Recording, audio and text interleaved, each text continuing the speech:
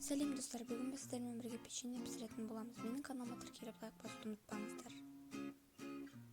Мен керекті заттарды описаниеға қалдыратын боламын. Ең алдымен бөлме температурасындағы жұмсақ сары майымызға қантты салып араластырамыз. Қанты ерігенше араластыру қажет. Маған осылай шаншқымен араластырған ыңғайлы, сіз миксермен араластырсаңыз да болады. Осындай қалыпқа келген кезде жұмыртқамызды қосып, тағы да араластырамыз.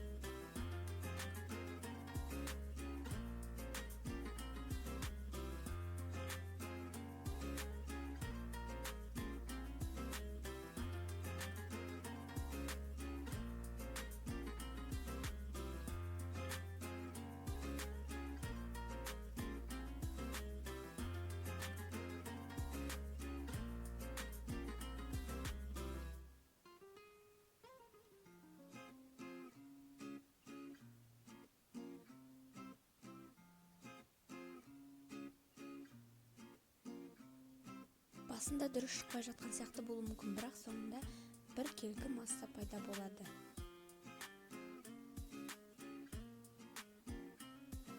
Осындай масса пайда болған кезде ұн мен қопсытқышымызды електен өткізіп, бөліп салатын боламыз. Соңында қолмен қамыр илейміз.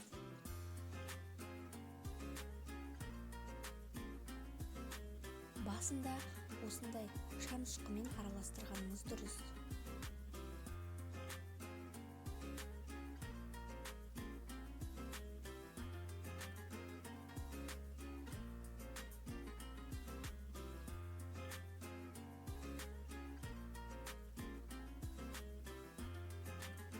Жұмсақ әдемі қамыр илейміз. Ұнын көп қоспаңыздар.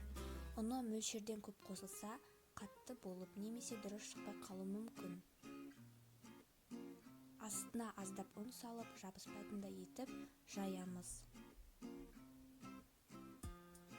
Өте қалың, өте жұқа қылып жайып қоймаңыздар.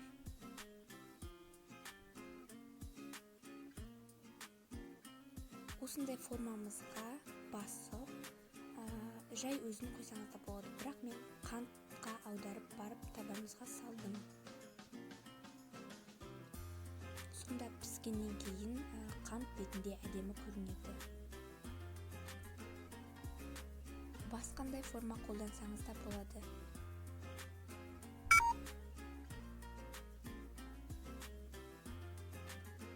Астарыңыз дәмді болсын. Менің каналыма тіркеліп кетіңіздер, лайк басыңыздар.